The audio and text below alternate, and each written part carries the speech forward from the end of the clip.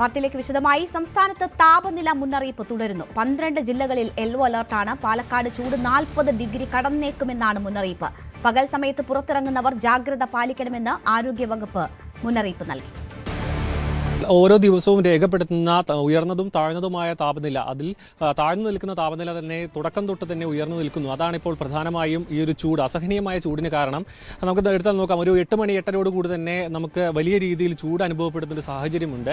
അതിന് പ്രധാനമായും പറയുന്നത് ഈ ഒരു മേഘങ്ങളുടെ അഭാവം. അതായത് നമുക്കറിയാം, ആകാശം വളരെ തുറന്ന രീതിയിൽ, അതായത് മേഘങ്ങൾ വളരെ കുറവാണ് ഇപ്പോൾ കേരളത്തിൻ്റെ മുകളിലുള്ള ആകാശത്ത്, അതായത് കൂടുതലായും ഉള്ളൊരു സാഹചര്യം എന്ന് പറയുന്നത്. അതുകൊണ്ട് തന്നെ കൂടുതൽ ചൂട് അനുഭവപ്പെടുന്നു. മാത്രമല്ല, ഈ സൂര്യൻ കേരളത്തിൻ്റെ, അതായത് സംസ്ഥാനത്തിൻ്റെ നേരെ മുകളിലായി ആണ് ഉള്ളത്. അതായത് ആ ഒരു 90 ഡിഗ്രി ആംഗിളിലാണ് ഇപ്പോൾ സൂര്യൻ്റെ ഒരു പൊസിഷൻ എന്നാണ് ഇപ്പോൾ കാലാവസ്ഥ നിരീക്ഷണ കേന്ദ്രം നൽകുന്ന ഒരു വിശദീകരണം.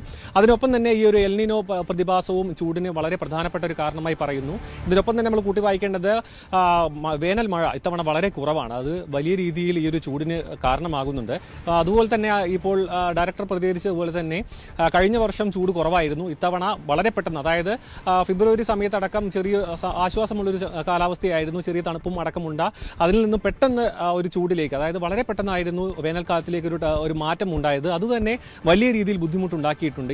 ഇതൊക്കെ കൂട്ടി വായിക്കുമ്പോഴാണ് ഇത്തവണത്തെ ചൂടിനെ ഏറ്റവും വലിയൊരു കാരണമായി പറയുന്നത്. എന്ത് തന്നെയായാലും ഈ വരുന്ന ആഴ്ചയും അടുത്ത ആഴ്ചയും അടക്കം വലിയ രീതിയിലുള്ള ചൂട് നിലനിൽക്കാൻ സാധ്യതയുണ്ട്. അതിനുശേഷമാണ് ഒരു വേനൽ മഴയ്ക്കുള്ളൊരു സാധ്യത പറയുന്നത്. അതോടുകൂടി പിന്നീട് അതിൻ്റെ കാഠിന്യം കുറഞ്ഞു വരും. ആ ഒരു വേനൽ മഴയുടെ ആശ്വാസം നിലനിൽക്കുമ്പോൾ തന്നെ ചെറിയ രീതിയിൽ പിന്നീട് മൺസൂൺ കാലത്തേക്ക് എത്തുമെന്നാണ് ഇപ്പോൾ ഒരു കാലാവസ്ഥ നിരീക്ഷണ കേന്ദ്രത്തിൻ്റെ അറിയിപ്പ്. അതായത് അവർ നൽകുന്ന വിശദീകരണം അടക്കം. പക്ഷേ ഇത്തവണ മൺസൂൺ മഴയും കുറയാൻ സാധ്യതയുണ്ട്. കാരണം ജൂണോടുകൂടി എൽ നിനോ പ്രതിഭാസം വീണ്ടും ശക്തി പ്രാപിക്കും. ആ സമയത്ത് വേനൽ മഴ അതായത് മൺസൂൺ മഴ കുറയാനുള്ളൊരു സാധ്യതയുണ്ട്. പക്ഷേ ആ സമയത്തും ഈ ഒരു അറബിക്കടലിലടക്കം ഉണ്ടാകുന്ന പല പ്രതിഭാസങ്ങളും മഴയ്ക്ക് അനുകൂല ഘടകമായി മാറുമെന്നും അവർ പറയുന്നുണ്ട്. പക്ഷേ സാധാരണ ഗതിയിൽ ലഭിക്കുന്നതിനേക്കാൾ കുറവ് മഴ ആയിരിക്കും മൺസൂൺ സമയത്ത് ലഭിക്കുക എന്നതും വളരെ ഗുരുതരമായി എടുത്തു പറയുന്ന ഒരു കാര്യമാണ്.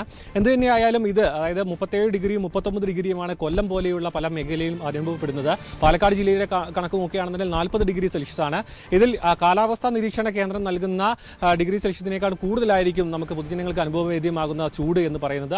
അതും ഒപ്പം തന്നെ ഉയർന്നു നിൽക്കുന്ന അന്തരീക്ഷ സാന്ദ്രത, അതായത് ഹ്യൂമിഡിറ്റി അടക്കം കൂടി നിൽക്കുന്നതും വലിയ രീതിയിൽ ചൂടിന് കാരണമാകുന്നുണ്ട്. ഇതിനൊപ്പം തന്നെ ചേർത്ത് വായിക്കേണ്ട മറ്റൊരു വിഷയം ഉയർന്ന വൈദ്യുതി ഉപഭോഗമാണ്. ഇപ്പോൾ 6000 മെഗാവാട്ടാണ് ഇപ്പോൾ പീക്ക് സമയങ്ങളിൽ, വൈകുന്നേരം 6 മണി സമയങ്ങളിൽ കഴിഞ്ഞ ദിവസം അടക്കം 6013 മെഗാവാട്ടാണ് ഉപയോഗിക്കുന്നത്. 6300 വരെയാണ് ഇപ്പോൾ നിലവിലെ KSEBയുടെ സംവിധാനങ്ങൾക്ക് താങ്ങാൻ കഴിയുന്ന ഒരു ഉപഭോഗ ലെവൽ എന്ന് പറയുന്നത്. അതിൻ്റെ അപ്പുറത്തേക്ക് കാര്യങ്ങൾ കടക്കുകയാണെന്നുണ്ടെങ്കിൽ KSEB പ്രതിസന്ധിയിലാകും. എന്ത് തന്നെയായാലും ചൂട് തുടരും. അതിനൊപ്പം തന്നെ അതിനുവേണ്ട കൃത്യമായ മുൻകരുതൽ എടുക്കണം എന്ന് തന്നെയാണ് ഇപ്പോൾ നൽകുന്ന വിശദീകരണം. ആശുപത്രിയിൽ അതിനുവേണ്ടിയിട്ടുള്ള സജ്ജീകരണങ്ങൾ ഒരുക്കിയിട്ടുണ്ട്. ഹീറ്റ് ക്ലിനിക്കുകൾ അടക്കം ഒരുക്കിയിട്ടുമുണ്ട്. അതുതന്നെയാണ് ഇപ്പോൾ വരും ദിവസങ്ങളിലും കൂടുതലായി ഈ ഒരു ചൂട് നിലനിൽക്കാൻ തന്നെയാണ് സാധ്യത. സാരൻ സുധാകരന്റെ റിപ്പോർട്ടാണ് കണ്ടത്. സംസ്ഥാനത്ത് വൈദ്യുതി ഉപയോഗം സർവ്വകാല റെക്കോർഡിലെത്തി. 117.15 ദശലക്ഷം യൂണിറ്റാണ് ഇന്നലത്തെ ഉപയോഗം.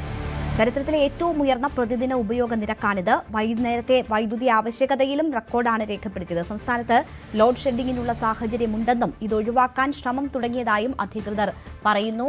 ആവശ്യം 300 യൂണിറ്റ് കൂടി കടന്നാൽ 15 മിനിറ്റ് വരെ വൈദ്യുതി നിയന്ത്രണം വേണ്ടിവരുമെന്നാണ് KSEBയുടെ വിലയിരുത്തൽ. ലഭ്യത ഉറപ്പാക്കാൻ യൂണിറ്റിന് 10 രൂപ വരെ വിലയുള്ള വൈദ്യുതി വാങ്ങാൻ അനുവദിക്കണമെന്നാവശ്യപ്പെട്ട് KSEB റെഗുലേറ്ററി കമ്മീഷനെ സമീപിച്ചിട്ടുണ്ട്. ചൂട് കൂടുന്നത് കാരണം മെയ് 15 വരെ ഉപയോഗം ഉയർന്നു നിൽക്കുമെന്നാണ് KSEBയുടെ വിലയിരുത്തൽ.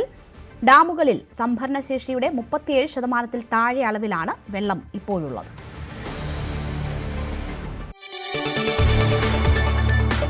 കൂടുതൽ വാർത്തകൾക്ക് News 18 Keralam YouTube channel subscribe ചെയ്യുക.